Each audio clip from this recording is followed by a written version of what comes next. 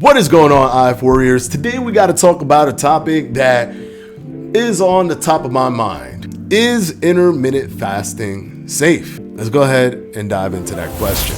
Now, the reason I wanted to talk about this is because there has been a movement towards intuitive eating.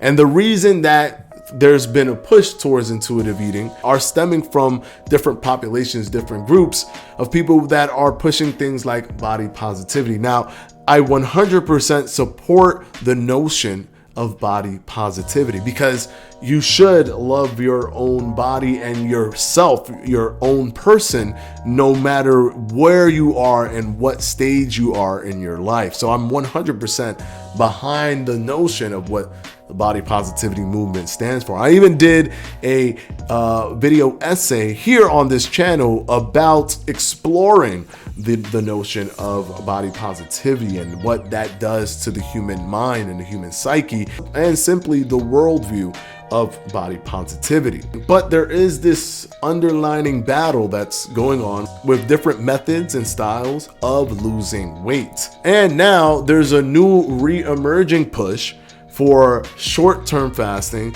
to be re-stigmatized as something that you shouldn't do, as it being unhealthy. Now, let's talk about that for a little bit. Is it unhealthy? Well, there has been thousands upon thousands of studies, and I'm talking studies in the tens and 20s and 30,000s.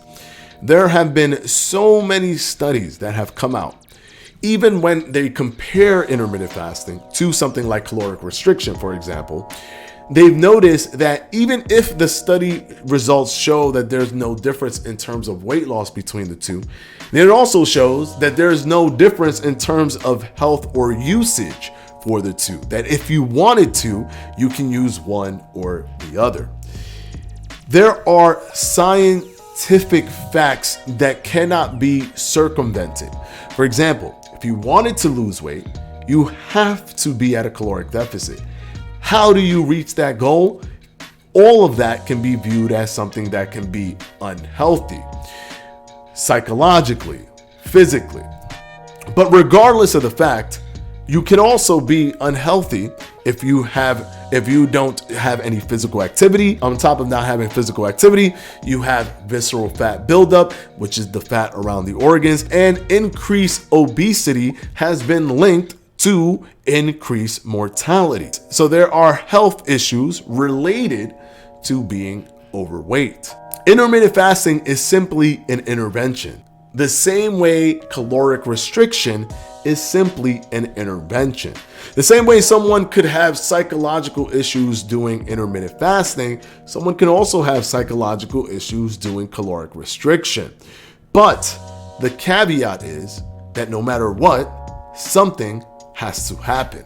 There has to be an intervention for you to stop doing whatever it is that you were doing that puts you in the position that you are now, where you are overweight. Some people, of course, do it for the vanity reasons of not gaining weight, but also just because you're a specific weight now doesn't mean that you're not trending in the direction of gaining more weight. Sometimes you want to just put that to a stop. If you start losing weight now, that's much better than if you start losing weight 100 or 150 pounds later. That's preventative care that you're creating for yourself. So intermittent fasting is simply a tool. To say that it is safe or not safe is slightly weird because none of the studies show that it is not safe. Now, keep in mind, studies have not been done on specific groups of people. For example, children have not really gone through intermittent fasting studies, or there aren't many intermittent fasting studies with children involved. Therefore, to be on the safe side, it is recommended that children do not partake in intermittent fasting. But this is simply because the data does not exist to tell us if it's safe for children or not.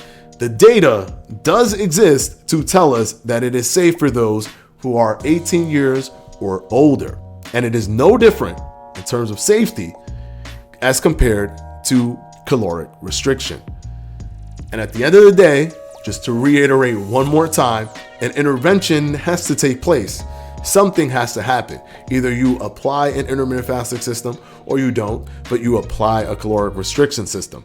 And if we went the path of psychological damage, something like maybe, anorexia or anything like that, those are also linked to caloric restrictions. Someone could have disordered eating by simply always wanting to eat low calories and have never done intermittent fasting or any other type of diet that has a different type of protocol other than just simply counting calories. So the reason for this video is simply to point at the studies.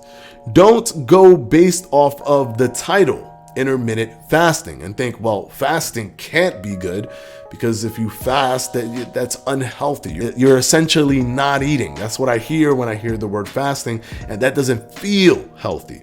For intermittent fasting, short-term fasting, something like 16 hours of fasting or 20 hours of fasting per day, and the studies that we've seen have not shown to be any more dangerous or unhealthy than any other diet protocol.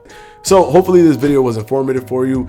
I know that there's rumblings of trying to bring this back, trying to say, well, it's trying to re-stigmatize fasting all over again. But it is a tool that has helped so many people lose weight. It's a tool that doesn't need to be used if you don't want to use it, but it's still part of the intervention method that has to happen for you to lose weight. If there's no intervention and there's nothing changing, nothing will change the trajectory that you're on. Patreons will be pinned in the comment section below, and I'll see you in the next one. Peace.